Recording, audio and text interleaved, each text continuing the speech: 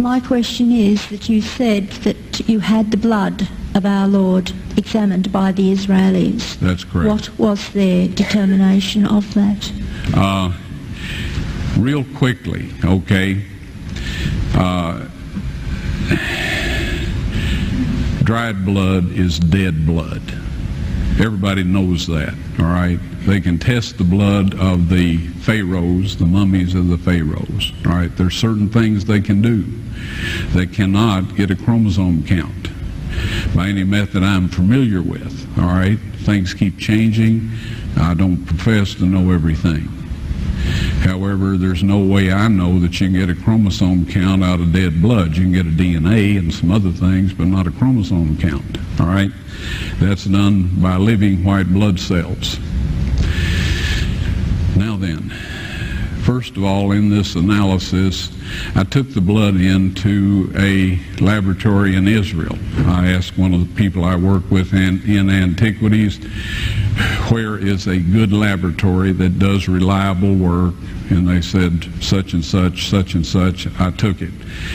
I just said, please examine this blood and tell me what you can tell me about it.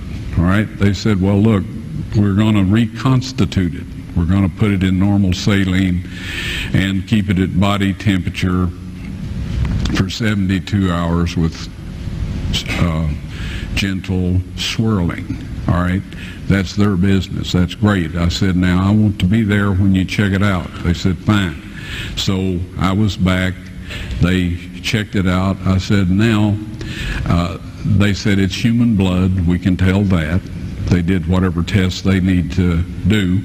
And then I said, take some of the white blood cells and put them in a growth medium and keep them at body temperature for 48 hours. And they said, well, that'll do no good because it's dead blood. I said, would you please do that for me? And they said, okay, we'll do it.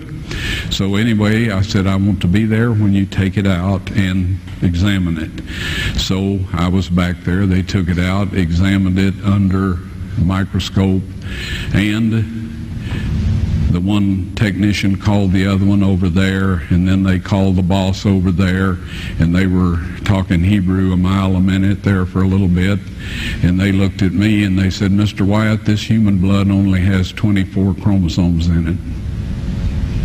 Everybody else has 46. You see, 23 from your mother, 23 from your father, 22 autosomes from your mother, 22 autosomes from your father. You get an X from your mother, you may get an X or a Y from your father, all right? This blood had 23 chromosomes from the mother's side, one Y chromosome only. You see, the child could not have developed if they hadn't had the autosomes from the mother. So all of his physical characteristics were determined by his mother's side of the family, her autosomes. His maleness was determined by this one Y that came from a source, not a human male. Then they said, this blood is alive. And then they said, whose blood is this?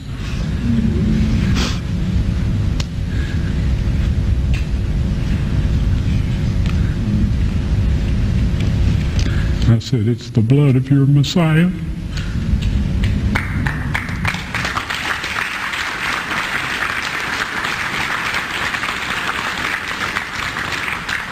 And I assure you, those men's lives have changed.